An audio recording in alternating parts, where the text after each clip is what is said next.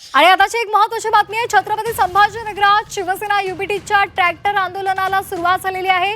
शेतकरी कर्जमाफीसाठी ठाकरेंचे नेते आक्रमक झाले। अंबादास दानवे यांच्या नेतृत्वामध्ये या आंदोलनाला सुरुवात झालेली आहे। ऑनलाईन खतांचा पुरवठा केला जातोय आणि यामुळे शेतकऱ्यांना अडचणींना सामोरं जावं लागतं। ही पद्धत बंद करा या मागणीसाठी सध्या शिवसेना युबीटीचे नेते कार्यकर्ते आक्रमक झालेले आहेत। क्रांती चौकातून ट्रॅक्टर मोर्चा त्यांनी काढलेला आहे।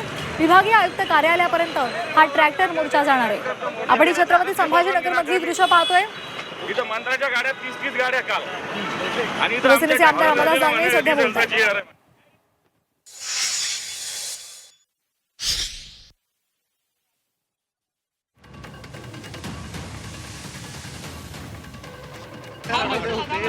मोर्चा तो होणार हे किती लटकू दे पोलीस पहिलेच मोर्चाच्या आधी परवानगी दिली असताना अडवलं. नाही परवानगी दिली मला माहित नाही। मी सहकार्यकरांनी पत्र दिलं, मी परवानगी नाही मागत। आंदोलन करणं आमचा अधिकार। कोण ते म्हणे ते जड वाहतूक आणि डिझेलचा GR म्हणे सरकारचा। डिझेलचा GR काय आम्हालाच लागू आहे का त्याला? डिझेलचा GR काय आम्हाला एकट्यालाच लागू आहे का? सगळ्यांना लागू नाही का? म्हणलं होतं ट्रॅफिक जाम होतीये त्यामुळे अरे ट्रॅफिक यांच्या बॅरिकेडनी जाम झाली। अच्छा आम्ही नियम पाळणारे पण आमच्या नादी लागला तर सगळे नियम तोडून मोडून टाकणारे पण आहे। अच्छा आम्ही नियम पाळणारे आहोत, नियम पाळू। CP साहेबांना मी सांगितलंय। हा पण त्यांनी आम्हाला अडवलं तर सगळे नियम गुंडाळून टाकू हे पण सांगून टाकतो। काय करायचं करा। तुम्ही समृद्धी आंदोलन केलं होतं, गुन्हा दाखल झाला होता। अरे उद्या यार गुन्हे आम्हाला काय फरक पडतो? गुन्हा दाखल नाही झाला तर ती बातमी नाही पण परवानगी तिकडून चालणार आंदोलनासाठी मिळत होती की नाही मिळत होती काय सांगितलं तुम्हाला? नाही आंदोलनाला परवानगी ते देतात पण 2 ट्रॅक्टर घेऊन जा म्हणजे लोक म्हणायचे आमचा ट्रॅक्टर आमच्या आंदोलनात कोणी झालं नाही। अरे ट्रॅक्टर हे शेतकऱ्यांचं श्रमाचं प्रतीक आहे। आम्ही ते शेतकऱ्याच्या श्रमाचा सन्मान सरकारने करावा म्हणून आमचं आंदोलन आहे। तुमची मागणी काय आहे मूळ आज संपूर्ण कर्जमुक्ती आणि खतांचा नको अटी नको शर्ती संपूर्ण कर्जमुक्ती हा पहिला। खत अखंड वीज मिळाली पाहिजे। हे कांदा असेल सोयाबीन असेल याला सगळ्याला भाव असे आमचे विषय आहे। महत्वाचा आहे संपूर्ण मराठवाड्यात काल जी काँग्रेसचं आंदोलन झालं होतं त्यावेळेस असाही आरोप झाला की लोकांचे हाल झाले 2 तास ट्रॅफिक। अरे ठीक आहे रे बाबा, इथं मंत्री येतात इथं सगळे लोक। काल परवा ते भाजपचे कोणतरी आले होते रवी चव्हाण वगैरे 15 मिनिटं ट्रॅफिक थांबवली होती हायकोर्टा समोरची। त्यास लाज नाही वाटली का पोलिसांना? हा मला शिकवतात। तुम्ही आले तुम्हाला आक्रमकतेने ते हे बॅरिकेड हटवावे लागले। हो मग आलो मी शिवसैनिक कर्जमाफीमध्ये अनेक अशी शर्ती घातली आहे त्याच्यावरच आमचा मोर्चा आहे। साहजिकच त्याचा लाभ अनेक शेतकऱ्यांना मिळणार नाही आणि शेतकऱ्यांची देखील ही तक्रार आहे। हे पण नको अटी नको शर्ती। उद्धवजीने पण केलं होतं की 2 लाखाचं कर्ज माफ। कोणती अट होती का?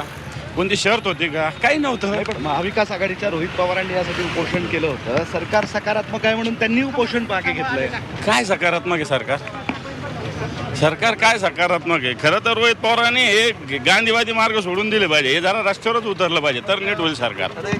पण मग त्यांचं उपोषण काही उपयोगाचंच ठरलं नाही जर सरकार नाही ठीक आहे, आता काही गोष्टी पॉलिटिकल पार्टीने करावं लागतात। तसं त्यांनी केलं असेल तर त्याला काय 100% बिलकुल उचलणार। शेतकरी कर्जमाफीचा मुद्दा महत्वाचा आहे त्यावर तुम्ही कायम राहा। बिलकुल संपूर्ण कर्जमुक्ती नको अटी नको शर्ती संपूर्ण कर्जमुक्ती। तर खतांचा हा जो मुद्दा आहे ना त्यामध्ये शेतकऱ्यांना अजूनही आणि अजूनही अनेक शेतकऱ्यांना हे पहा संभाजीनगर आणि कोल्हापूर हे 2 जिल्हे पायलट प्रोजेक्ट म्हणून घेतलेले खताच्या संदर्भात। खरं तर त्याच्या सगळ्या अडचणी समजून घ्यायला पाहिजे होती सरकारने। नुसतं पायलट प्रोजेक्ट करून होत नाही, त्याच्यासाठी तशी यंत्रणा उभा करावं लागते। संभाजीनगर आणि कोल्हापूर या 2 जिल्ह्यामध्ये असा पायलट प्रोजेक्ट खत ऑनलाईन योजना चांगली आहे। ऑनलाईन मिळायला काहीच हरकत नाही। असंच केलं तर लिंकिंग बंद होईल परंतु त्याच्यासाठी सगळ्या व्यवस्था करावं लागेल ना।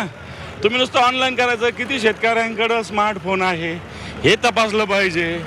तुम्ही आता ॲग्रिस्टॅग केलेलं आहे ना, या सगळ्यांनी ते तपासलं पाहिजे। शेतकऱ्यांचं त्याच्याविषयी प्रशिक्षण दिलं पाहिजे।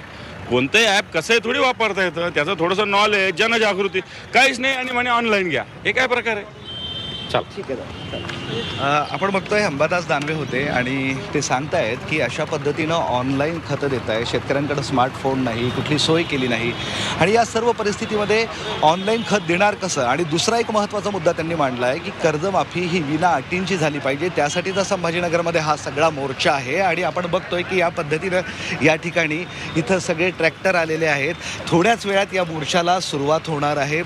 संपूर्ण कर्जमाफी अशी त्यांची मूळ मागणी आहे. आणि सोबतच या कर्जमाफीसोबत संभाजीनगर आणि कोल्हापूरमध्ये ज्या पद्धतीनं खतांची ऑनलाईन विक्री सुरू आहे ती कुठंतरी थांबवावी. शेतकऱ्यांना ऑनलाईन कळत नाही, ग्रामीण भागामध्ये नेटवर्क नाही आणि या नेटवर्क नाही त्यामुळं ही वेळ शेतकऱ्यांवर आलेली आहे. आता पेरणीची वेळ आहे, लवकरच पेरणीला सुरुवात होणार आहे आणि या परिस्थितीत शेतकऱ्यांचे असे हाल आम्हाला मान्य नाही.